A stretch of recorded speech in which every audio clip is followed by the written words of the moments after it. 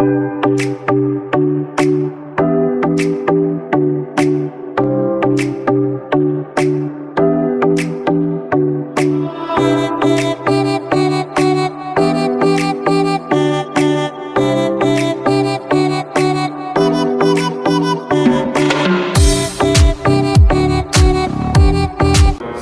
what's up mga kalapatid? So, nagbabalik tayo, no? Nagbabalik tayo sa ating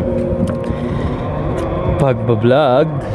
So, ito yung update, no?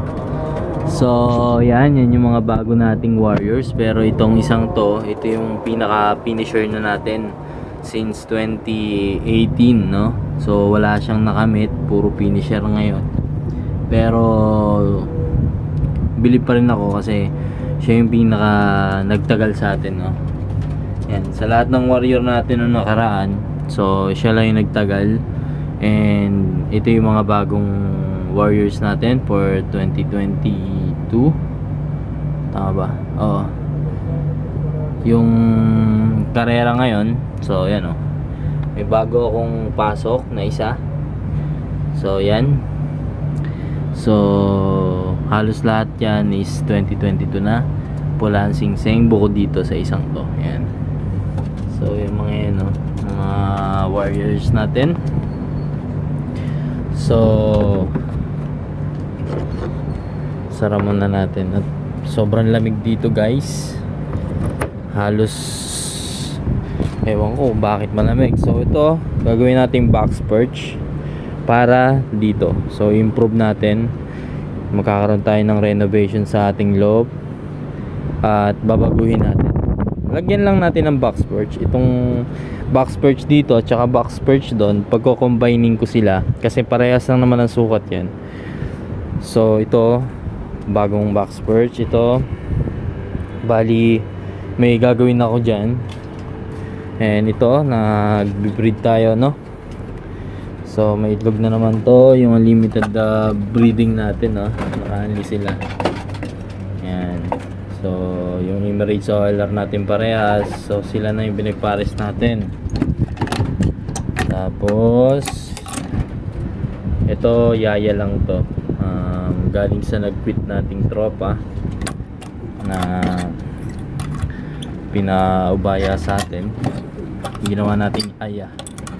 Ano ba? Teka lang, guys, So ginawa nating yaya. And so ito yung dati na nating breeder, no? So ano ko din sa no, yan din yung galing din sa tropa natin na nag-quit. Yan. So pinag-breed ko sila, ginawa kong yaya. So ito, so si Colette, yan, nawala na kasi yung kapatid niya, kaya ipinaris ko siya kay 287, yung overall champion natin nung nakarang March ata yun, April na karera namin dito, February nung last 2021 lang din. Yan. So may young bird na sila, no? Yan, dalawa. So naglagay ako ng extension dyan, no? Sa taas kasi napansin ko hindi na nauga sila pag bumababa. So naglagay ako dyan. So i-improve ko pa yan, lagyan ko ng ganyan. So ito si Marcelis, anak niya. So nag-inbreed na ako, no? So nandun na yung dalawang ano, yung YB doon na blue bar na dalawa. Yan, yun yung anak nila. So ito pa rin yung magulang ni 287.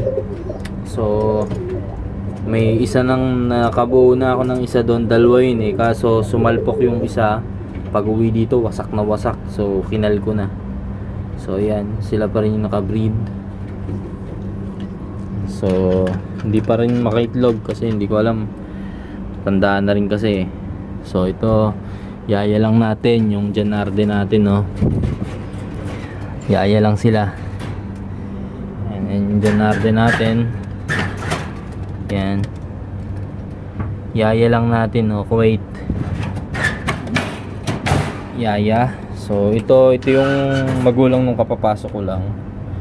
Ito yung gift bird sa akin nung taga si nalimutan ko kung anong pangalan niya.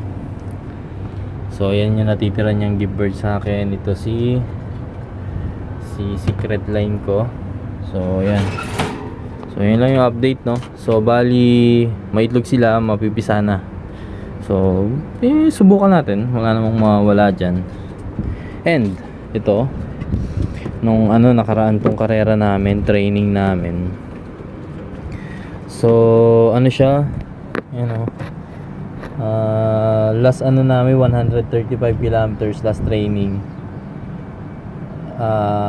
Hindi siya nakauwi, pero umuwi siya after nung January na ata siya umuwi. Ang galing, nag-recover para sa sarili kasi may tama din siya, pilay. Tapos parang may tama siya sa paa, pilay na siya ngayon. Yan, so andyan lang siya sa training box, no, kasi wala akong mapaglagyan. Binubugbog siya dun sa flyer slope, no, ng mga YB natin.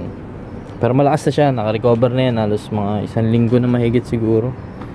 So yan yung setup natin. So ito using ko yung likudnan kasi walang cover yung likudnan eh. Open pa yan. So sasarahan natin, lalagyan natin dito sa side na to na talikuran sila. Tapos ito babaguhin natin yan. Hindi naman natin babaguhin pero sila na pa rin. Ayusin ko lang. Yan. So yun lang ngayong update sa atin, no, mga YB natin. So maraming salamat, no. Namiss ko yung pag-vlog. Namiss ko uling mag-video, mag-update ng mga YB natin. Yan. So salamat, no. So eto ulit tayo, nagbabalik. Minsan tayong tamarin, minsan tayong mawalan ng gana, pero tuloy lang natin yung laban sa buhay. So dumadaan talaga tayo sa mga pagsubok na ganyan. So tinamad talaga ako, pero tuloy natin. Hindi tayo masaya. So God bless to all.